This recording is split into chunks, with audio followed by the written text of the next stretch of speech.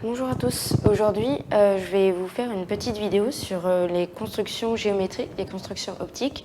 Alors il faut savoir que c'est une notion très importante que le professeur Sépulcre apprécie et tout particulièrement cette année il a particulièrement insisté, il vous a notamment laissé une synthèse sur les différentes constructions géométrique en fonction des lentilles et de la position de l'objet.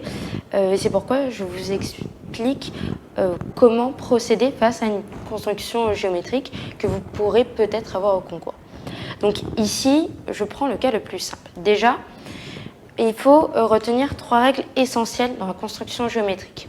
La première règle, c'est que tout rayon passant par le centre optique ne sera pas dévié.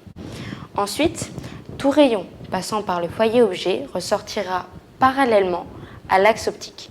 La troisième règle, c'est tout rayon étant parallèle à l'axe optique passant la lentille ressortira en passant par le foyer image. Alors, qu'est-ce que ça veut dire tout ça ? Je vais vous le montrer avec cet exemple. Donc ici, nous avons une lentille convergente. Comment on reconnaît que c'est une lentille convergente ? Tout d'abord, nous avons cette figure avec ces deux flèches que vous voyez, qui ne sont pas inversées. Ensuite, le foyer objet, F, est à gauche de ma lentille, donc est au niveau de l'entrée de mon système optique, parce que les rayons viennent toujours de la gauche, et mon foyer image se retrouve à droite de ma lentille, donc à la sortie de mon système optique, encore une fois parce que les rayons viennent toujours de la gauche. Ça, c'est un truc très important, il ne faut jamais oublier le sens des rayons. Donc ensuite, je vais respecter ma première règle. Tout rayon passant par l'axe optique ne sera pas dévié. Ainsi, je vais faire un trait qui n'est pas très droit, excusez-moi, passant par l'axe optique et qui ne va pas être dévié. Bon, là, il est dévié parce que c'est pas très droit, mais en soi, il n'est pas dévié. Ensuite, je vais faire un autre rayon passant par mon foyer objet. Donc, je fais passer mon rayon par mon foyer objet. Il va ressortir parallèle à l'axe optique. Comme ceci. Et enfin, mon troisième rayon, parallèle à l'axe optique, ressortira en passant par le foyer image, comme ceci. Là, ils ne se rejoignent pas parce qu'en fait, mon trait ici, je vais vite le refaire. Et voilà. Il faut savoir qu'en fait, 2 traits de construction nous suffisent. Pourquoi ? Tout simplement parce qu'en fait, les 3 traits vont se rejoindre à la même intersection. Le 3e trait, c'est juste pour vérifier que vous avez fait correctement votre construction. Mais en soi, 2 traits vous suffisent. Et au concours, vous n'aurez pas forcément le temps, voire pas le temps. Donc, vous irez directement à l'étape, vous ferez uniquement 2 traits. Donc, mon image va se retrouver comme ceci, passant de mon axe optique à mon intersection. Alors là, je sais que c'est pas très clair parce que c'est la même couleur, mais vous comprenez le principe. J'ai volontairement dessiné à la main pour vous montrer en fait qu'il n'y a pas besoin de faire une règle, il n'y a pas besoin de faire de traits droits, il faut juste comprendre la logique et vous pourrez répondre à tous les QCM. Donc ensuite, pour une image, la convention est de dire A'B' par rapport à mon objet qui est AB. Alors, ici, on voit plusieurs choses. Déjà, mon image est réelle. Pourquoi ? Parce que mon image se trouve à droite de ma lentille. C'est quand l'image se trouve à la sortie du système optique, à droite de ma lentille, étant donné que les rayons viennent toujours de la gauche, l'image est réelle. L'objet est également réel, étant donné qu'il se trouve à gauche de ma lentille, donc au niveau de l'entrée de mon système optique, donc il est réel comme je l'ai dit. Ensuite, comment est mon image par rapport à mon objet ? Mon image est renversée. Vous voyez bien que mon image a un sens inverse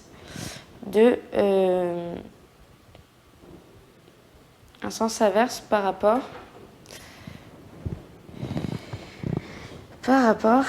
à mon objet. J'ai juste rajouté le prime sur le A parce qu'il me manquait. Bref. Ensuite, il va nous manquer une dernière notion, savoir si mon image est agrandie ou rétrécie. Ici, je vous ai fait une petite subtilité parce que, en fait, mon objet se trouve à une distance de f. Donc en fait, mon image va être de même dimension que mon objet. C'est une propriété que vous devez apprendre et qui est écrite dans le cours. Mais sinon, si mon objet avait été entre f et 2f, mon objet aurait été agrandi, etc. Et vous retrouvez le récap de tout ceci dans le cours, dans les fiches. Voilà.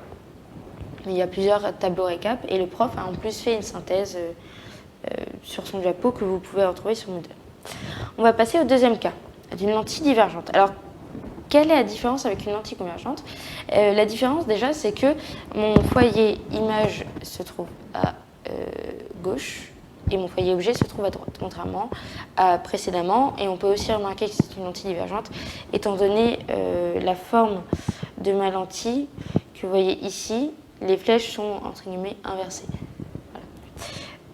Donc en QCM, si je ne vous mets pas la forme de ma lentille ou alors si je ne vous mets pas les foyers, vous pouvez deviner que c'est une lentille divergente en fonction de la forme de la lentille ou alors en fonction de la position des foyers images et des foyers objets.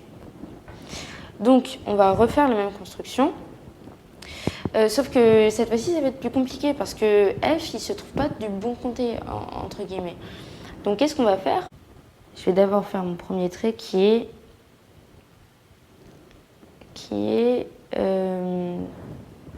celui passant par l'axe optique. C'est le trait le plus simple à faire, donc je le fais directement. Ensuite, je vais faire mon trait, comme j'ai dit, en pointillé, passant par mon foyer objet. Et en fait, ce qui va nous intéresser, c'est l'intersection de ce trait virtuel avec l'axe optique. Pourquoi? Parce que tout rayon passant par le foyer objet va ressortir parallèlement à l'axe optique. Donc je vais pouvoir dessiner ici un trait parallèle à mon axe optique.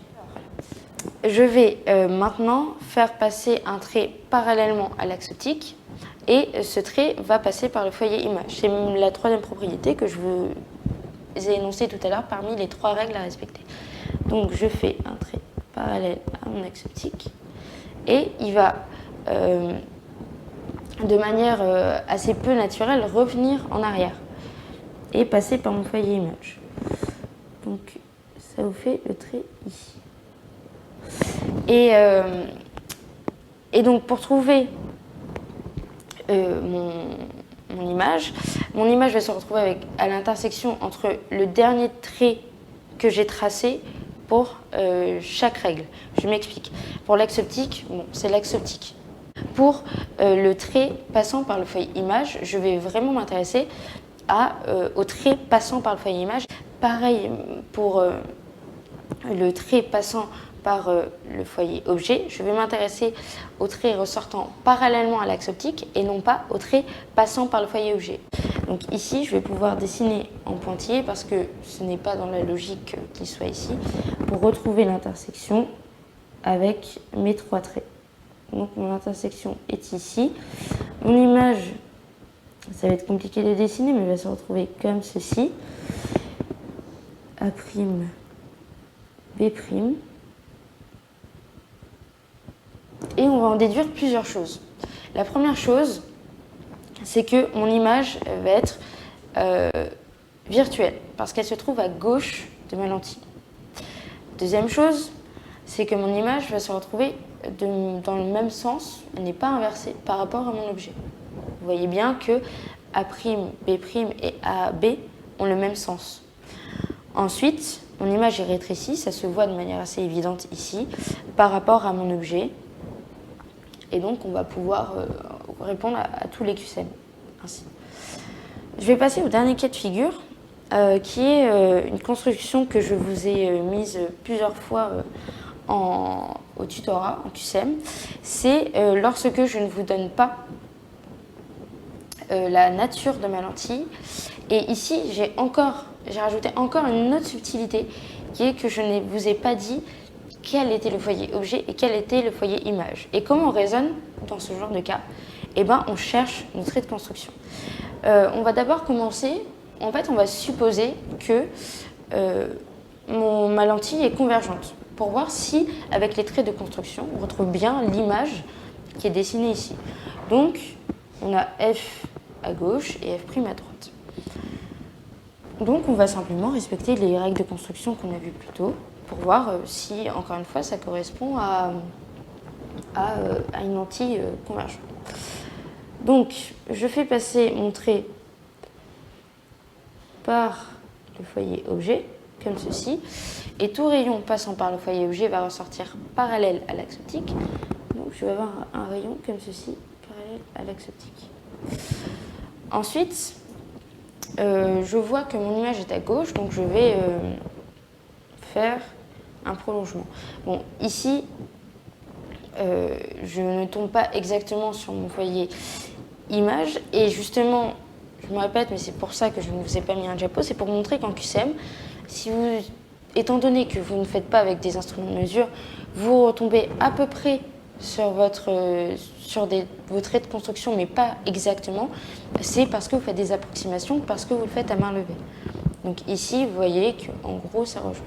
Donc je me doute à partir d'ici que ma lentille va être convergente, mais je vais vérifier avec mes autres traits. Donc je vais faire un trait passant par l'axe optique, et magie, ça passe par mon image. Et dernièrement, on va faire passer mon rayon parallèlement à l'axe optique. Il va ainsi passer par le foyer image, et on fait des traits de construction en arrière, pour ainsi dire, pour retomber effectivement sur mon image. Donc ici, on peut conclure qu'effectivement ma lentille est convergente, et ça va simplement nous aider à trouver la nature de ma lentille. On peut donc affirmer que le foyer objet se trouve à gauche de ma lentille et le foyer image à droite, et on va pouvoir, même sans faire cette construction, déterminer que l'image est agrandie, que l'image est de même sens, et qu'elle est virtuelle étant donné qu'elle se trouve à gauche de ma lentille. Voilà, c'est tout pour cette vidéo. J'espère que vous comprendrez un peu mieux comment ça fonctionne maintenant. N'hésitez vraiment pas, si vous avez d'autres questions sur le forum, ou si pour une construction optique donnée vous avez des questions, j'y répondrai autant que possible.